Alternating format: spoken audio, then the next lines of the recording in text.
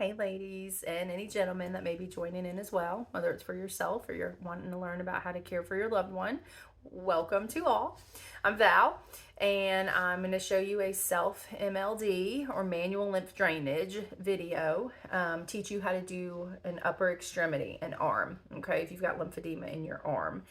So please, if you haven't already, go ahead and watch my basics of anatomy of the lymphatic system video that's on my page as well. And it also covers the basic principles of MLD. It's really beneficial for you to understand the why and the what and the how of what we're doing. Because I don't want you to just do it because somebody told you to do it, right? That's not going to last. If you really get an understanding of how your body works and why this is beneficial, because this is funky. This is, it's really light. I have patients when I start doing this, they're like, okay, this isn't going to do anything. But by the end of the session, they're like, oh my gosh, that spot is so much softer. If it was a breast, my breast feels so much lighter than it did. It was really heavy, whatever it is. So I really want you to watch that video so you have an understanding of why what we do works. This like the gold standard of care for lymphedema, one of manual lymph drainage, compression, getting into good compression, whatever the situation warrants, is another hugely, vastly important component. So how to do MLD for an arm. We're going to say it's my right arm that's affected. Okay. Tattoo side is kind of a good visual to know which side we're working on. Anytime we start an MLD sequence, we always start what we kind of think of as at the end of the chain, where the superficial fluid connects with the deeper part of the lymphatic system. Okay, so that circles near the neck and diaphragmatic breathing. We always do that first, whether I'm working on a breast, an arm, a leg, or a head and neck lymphedema, wherever the swelling's at. All of that fluid is going to drain to the more proximal part of the body. And in order for me to encourage that movement, I need to stimulate the more proximal parts of the body. Again, more explained in the anatomy video. Okay, so we always start with circles near the neck, like I was saying, diaphragmatic breath. The two techniques I'm going to have you do, one is called a pump, where you're just going to kind of cup your arm and you stretch straight up. It's just a straight skin stretch, okay? I want you to recognize that when I move my arm away, I didn't leave any redness on my skin, okay? There's no fingerprints, as opposed to like if I was massaging and really squeezing, I left some fingerprints there, okay? Because the superficial system is so superficial. Those lymph vessels are below your skin, but above your muscle.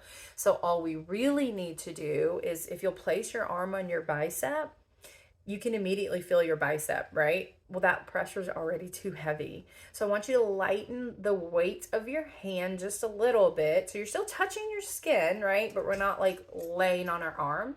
And I want you to try to move the skin around on your bicep. Okay, can you feel that? That's the pressure we're going to use for the manual lymph drainage. Super light. And you'll notice when you do that, no fingerprints. Okay, I've got some of my darker ladies that are like, Val, I'm not going to see that if I leave that on myself. And you're right, you won't have that cueing, but so you're just going to work a little bit harder to make sure you've got that light pressure down. Okay, so one is the pump. Open that web space between the thumb and the fingers. Relax, stretch. Just practice just a stretch, okay? The other one that we're going to do is called a stationary circle, which is a little bit of a deceiving name because a stationary circle you would think makes a full circle. But if I did that, I would in fact reflux my fluid back to where I started when I'm trying to move it out, right? So it's actually more of a capital L. Depending on where our hand is at the moment, our L might change positions, or I'm sorry, directions of flow. But if I was working on my arm, it would be a back and an up motion, back and up, okay? So again, if we do the pressure correctly, no fingerprints. So those are the two techniques I'm going to use, pump and stationary circle. Pump is straight, stationary circle is more of an L, okay? So we're going to start with stationary circles near our neck. Ladies, if you have a port, okay, make sure you are reaching behind your port line. If you're not sure where that's at, go look in the mirror, lean your head away from your port. You should see a line. If for some reason you still can't see it, feel for your thick neck muscle, that sternocleidomastoid. It's that muscle that pops up when we get angry. Reach behind that so you're almost closer to your upper trap muscle back here. Just keep that hand kind of off of the port line, okay? We don't need to dislodge that. Doctors get really funny about that. I've never done it though, so I would imagine. Yikes. So the direction for this stationary circle is going to be back and in towards your neck. All right. It looks like this, back and in. All right. Back and in. But again, you're on your skin and it's just a back and in motion. Back and in. Okay. It's almost like you're scooping sand. It's that light kind of a stretch. Fingers stay flat and relaxed. All right. I'm not you can see I'm not squeezing, I'm not massaging myself. I know it would probably feel good. Y'all probably stressed out with all you've been through, but relax. All right. And you can do both arms at the same time where you're kind of doing this motion. But it's really awkward for some people, especially my ladies that are really chesty. It's just hard. They're like, I can't really get there. So one hand at a time is great. And then you can use your other hand to kind of support your elbow, directing the stretch. And then we're going to do the other side 5 to 10 times ish. Yes, I hear the country twang of time. I'm trying to not see that, but you've lived in the South for so many years. All right, next we're going to do diaphragmatic breathing. I want to make sure you can do this correctly. When you diaphragmatically breathe, it should be coming from your diaphragm, from your abdomen, from your stomach muscles, okay? Not your chest. So pause the video if you need to, if you're not sure if you can do this correctly. So you can go look in the mirror. You need to watch, need to have a chest hand and a stomach hand, all right? When we regular breathe, see my chest, obviously I'm overdoing it for the video, but the chest works, okay? When you diaphragmatically breathe, I'm going to do another one. Watch my chest hand doesn't move now. Okay? So you need to practice that until you can move your stomach hand, not your chest hand. Because if you're just deep breathing, you're not expanding and contracting your diaphragm. And we need to do that to stimulate the deeper part of the lymph system, which is where I know all of this fluid eventually gets to, okay? And I can't make this fluid want to leave its home unless I create a demand on it. And I've got to be able to sufficiently, correctly, efficiently stimulate the proximal, the deeper part of my lymph system. I've got to do that correctly, all right? So when we do deep diaphragmatic breaths, you're going to interlace your fingers together over your belly button. And I've learned my armrests get in my way a little bit. But you also can recline, lay back, get comfortable, okay? So I can really I'm going to inhale, and I'm going to help out. I'm going to assist my exhale with a push. Leave your hands there. Inhale. Exhale. Inhale 5 times. Exhale. Each time you inhale, you almost want to resist a little bit. Okay, it's like you're preventing, your stomach's trying to expand into your hands, but you're resisting that. That external compression from your hands against the diaphragm contracting and relaxing more than usual is what puts the pressure on the largest deep vessel, which goes right through your diaphragm. Largest deep vessel of the lymph system, okay? So thoracic duct, if anybody wants to know the fancy term. So we want to get all that fluid flowing before we start working on the affected limb. All right. So next, what we're going to do is we're going to start stimulating and preparing the neighboring quadrants of our healthy lymphatic systems. So again, if this is my affected quadrant, my neighboring non-affected quadrants would be my opposite armpit and my same side inguinal or growing lymph nodes. All right, we've got lymph node clusters in each armpit, lymph nodes clusters in each inguinals. Again, go watch the video of the anatomy of the lymphatic system. So, ladies, if you have a history of lymph nodes being removed from your opposite side, do not do this pathway. So you need to check, even if it's been 10 years, 20 years, it doesn't matter.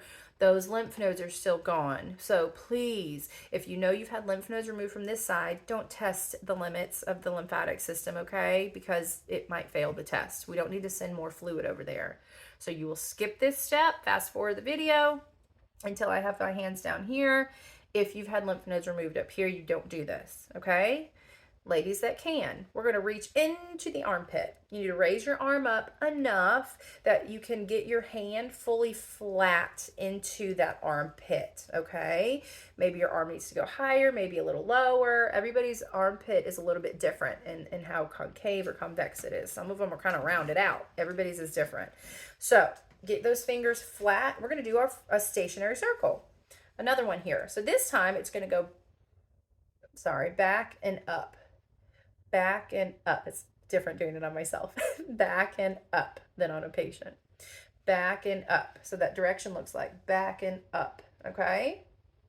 What we're doing here. I'm just stretching the skin. You see my fingers are relaxed. I'm not digging around in there. Probably wouldn't feel very good anyways. And then let's do our pectoral nodes. We have some nodes here as well, right at the side of the trunk. Back and up. Okay? Back and up. All right, just fingers relaxed, horizontal, okay? All right, so we've done those lymph nodes. If you go to a lymphedema clinic, typically we're gonna do a lot more treatment of the healthy breast tissue and the trunk. It can be awkward to do that on yourself. I'm just gonna go ahead and teach you the anastomoses for now, okay? Which is the first pathway. Anastomoses is a fancy medical word for bridge. We're gonna be creating a bridge from the non-intact to the intact side. So first I want you to lay your hand flat across your chest. We're going to do our first pump. We're going to have our thumb be below our collarbone line, and our pinky should be well above our nipple line. Val, I had a mastectomy. I don't have a nipple. I understand. But you do know where your nipple was. So really more so go by the collarbone line. I don't know of too many people that don't have a collarbone, barring some crazy accident. So stay right below your collarbone line, and I'm kind of like right at my midline. My palm is on my breastbone, okay? We're going to do a straight stretch, boop, boop, towards those armpit lymph nodes, all right? We don't have to go into an armpit. We're just kind of starting to create that bridge. Stretch, stretch. Nice and light again, all right? Remember, I'm not leaving any redness on my skin, on my chest. Just stretch, stretch, stretch, all right? After we do 5 or so of those, I'm going to start tiptoeing into my affected quadrant. Okay? Working across my chest until I've gone all the way from one side to the other. I think it's best to do this with your same side hand because it's more natural to push things than it is to pull things, which is what you would be doing if you used your other hand. So there are times people have to use their other hand, like maybe they've got really bad arthritis and they just can't do that. So there are times I have people use their opposite hand to pull across the chest. We're still going to the non-affected side, right? However, when people do this, you have to be very careful because again, that whole it's easier to push thing. We'll be talking while they're starting to show me how they've been doing it at home, and they'll go from pulling to pushing, and they don't even realize they've done it. And I'm watching them. I'm like, wait, what are you doing? And they're like, oh no, I've been doing that at home. So if you can do your same side hand, that's what I suggest, okay? But if you've got circumstances that won't allow you to do that, be super mindful that you're pulling away from your affected quadrant. Okay, that's pathway number 1. Pathway number 2 is going to be down our trunk. And we're not going to use the opposite side inguinals or the opposite side growing because there's too much trunk space to go through. My ladies will joke, oh, it's because of all my fat. I'm like, no, there's stuff, there's organs, and we have clear space here and clear space here. So these are the 2 areas that we're going to be sending fluid to, not diagonally across your body, okay?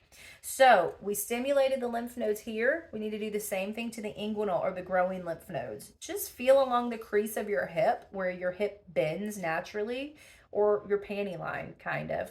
And this is where I'll have people kind of recline a little bit again. So you can open up the hip area and you're going to do circles right here. You can do both hands right at the inguinal crease. Okay? 5 to 10 times again. All right? Once you've done that, if you're in a recliner or a bed, might be more comfortable, kind of roll over a little bit. We need to open up this other pathway now. We're going to use our same side hand to start lower. to kind of stretch. Right about at the belly button line is where you're going to start for this one. All right. Just a couple pump here again. Pump, pump, pump. All right. Once we've done a few of those, we've started this pathway. I need to connect my dots. I'm going to reach up with my other hand near my armpit, stretch down, down. Which way are we sending the fluid? A lot of my ladies, because it feels more natural, they start to pull across their body, push down. I know it's kind of awkward, but that's the direction we're sending the fluid, right? We don't want to send it into the breast. We want to send it down to those inguinal lymph nodes. So you got to stretch down. You can use this hand as high as you can reach if that's what's more comfortable for you. But for most people, you've got to start with that other hand at least up to the armpit, because your same side hand won't reach into your armpit, okay? So at this time, we have two pathways going, two anastomoses. Hopefully you can visualize that. You've had your hands going in both directions now. Now we're ready to work on our affected arm, our limb, okay? When we work on the arm, we're not going to jump to the hand first, because that would be like if we have a traffic jam. That's what we're going to think about, okay? All that lymph fluid, it's caused a big traffic jam. If you start at the hand, that's like starting at, you're the last car all the way at the back of the traffic, and you stomp on your accelerator and expect those cars to part. Doesn't work that way, does it? You just created a bigger mess. So we need to start up here. We have to, what we call, decongest our way down the limb. All right, I got to move these cars before I can move these cars. So when you start on your arm, this is where, if you want to, you can get a pillow, get comfortable. All right, prop your arm on a pillow. Your shoulder doesn't need to get tired. Get comfortable. Make this work for you. All right, we're going to do the outside of the upper arm first. So keep in mind, what your arm is normally naturally trying to do is send all this lymph fluid to its own lymph nodes in the armpit. It's always going to try to do that. That's part of the problem. It can't get there right now. It can get there, but the lymph nodes that are left are having trouble keeping up with that, filtrating that fluid out. So we need to, that's what we're doing with the MLD. We are rerouting all this fluid around the armpit lymph nodes to our pathways that we just created. So the dot's starting to connect a little bit, okay? So now what we're going to do, we're going to start at the elbow, and we're going to pump straight up the back of your arm. Specifically reach to the back of your arm, because if I'm pumping up the inside of my arm, I'm going right to my lymph nodes. That's the problem. So I will always joke with my ladies, I got two major highways going, all right?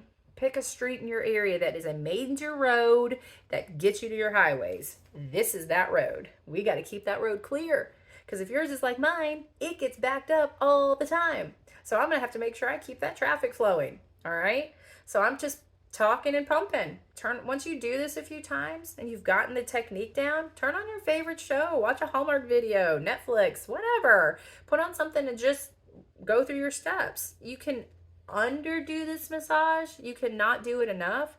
You can't overdo it. So if you get through 20 minutes and you're like, whoops, I forgot to move on. No worries. You just got that fluid. You kept things moving. That's great. So let's say we've worked on the outside of the upper arm enough, just stretching straight up, that pump, right? I'm kind of doing straight stretch up to the shoulder. Next, I need to work the inside of the fluid out of the arm. Now, remember a moment ago I said I can't go up because that takes me to my lymph nodes. So I need to go across. This is the only place on your arm that you're going to work horizontally as opposed to vertically, okay? Because again, if I go up here, well, that's where the bridge is out. That's what's causing my traffic jam. Whatever analogy works for you. So I'm going to lay my hand on the inside of my arm. I like to start with my palm up, okay, because that exposes the inside of my arm. I stretch, and when I rest, because if you've noticed everything, I forgot to talk about that at the beginning, the pace is very important. Hopefully you've been doing it the pace I've been doing it. If you go too fast, our lymph vessels are very, very fine. They're like hair width, okay? If you push that fluid too fast, they're going to the walls of the vessels are going to spasm closed. Well, now nothing's getting through. Not helpful. So we need to make sure we're doing a stretch, rest, stretch, rest. Us lymphedema therapists think of it as a working phase, resting phase, working phase, resting phase. Stretch, 2, 3, rest, 2, 3. Stretch, 2, 3, rest, 2, 3. Okay? So if I'm starting with my palm up, just because it exposes the inside of my arm, I'm going to stretch. When I rest, I'm going to rotate my hand a little bit. Now I'm a little bit further along in my arm. Stretch. When I rest, I'm going to rotate one more time. Now my palm's down. Oh, look, I'm on the outside of my arm. Perfect. Stretch. Because I have found, I started teaching people that way. If you don't, people start putting it together and doing this. You can't do that. You're going to overcongest those little lymph vessels, and they're going to rebel. They don't like that. Okay, you've got to go at their tempo, what they can manage. All right? So, if we do that a few times, stretch, rest, rotate, if we want to think of it like that. Stretch. All right? So, you need to work all of the rows of your inner upper arm. Okay, how long your arm is what will depend on how many rows you do. I feel like I can get about 2 rows. I probably could get away with 3 really. And if I overlap my hands, that's great. So 3 would be best for my arm. So I did the upper a few times. Now I'm going to do the mid. Same thing. Start with my palm up. So stretch, rest, rotate, stretch, rest, rotate. Oh, look, I'm on the back of my arm again. Stretch, start over. So do each row 5 to 10 times, whatever, at least. You can overdo it though. You can do more. You can do more. You can't overdo it. I said that wrong. And then the lower part, I'm staying above my elbow because I'm specifically working just the inside of my upper arm right now. Okay. Hopefully if I just keep this tempo going, it'll start to make sense. Stretch, rest, rotate, stretch, rest, rotate, stretch. Up back to my outside of my arm again. Perfect. So once I've done all of my rows a few times, we got to think of this literally. We're never going to skip a step because the lymph fluid is going to try to go back its way. And if we think about cars, I've got to literally drive my cars to the end goal every time. So I cleared my main roadway that took me to my highways. I moved my side street cars onto my main roadway. They're sitting on the main roadway now. I need to get them out of the way. I'm going to do my outside of my upper arm again, if you were already thinking that. Good job. Okay, I'm working from my elbow back up to my shoulder. The same thing we just did. MLD is a ton of repetition. Once you do get the steps down, you'll learn that. You won't have to keep watching this video. And 2, make sure you just pause it. If you get to a point that you're like, that inner outer thing is throwing me off. Pause the video, work on that for a little bit. Get that down, okay? So now I have sufficiently drained the upper arm. I did the outer, I did the inner to the outer multiple times, multiple areas covering my whole arm, and I did the outer again. If we were lots of repetition, guess what's next? Right back to our pathways. Doesn't matter which one you do first. My hand was there. I just went ahead and went down my waist. Okay. When you are retracing your steps that you've already done earlier, you only have to do 2 to 3 times. I already did a ton of steps, hand placements down my waist and across my chest. So I'm just only going to do this twice. That was 1 full pass, right? 2 full passes. 2. That's it. That's all I need to do. And make sure you don't skip too far apart. Okay. I always like to say that skin left untouched is fluid left undrained. Okay. So make sure that you are overlapping your hands so you sufficiently get all that fluid. Okay. So next, we're going to work on our forearm. And here we're going to do more pumps. We're going to just work from the wrist to the elbow. Just straight up, easy peasy. All right. I typically do about 3 hand placements here. 3 gets me a lot of spaces. I do 3 across my chest. I typically do about 3 at my arm. 3 is a good number for a lot of the places. Just depends on the size of your arm. All right. So I happen to be working on the outside of my arm right now, 5 to 10 times. If my little hint there clued you in, you're right. I also need to work on the inside of my forearm. Any skin left untouched, fluid left undrained. So we need to make sure we work all that fluid up too. Okay? Typically at this point, what we'll do is we'll just have our patients just start reconnecting their dots. I'm going to continue moving that fluid back up the upper arm. Okay. And then back to my pathways.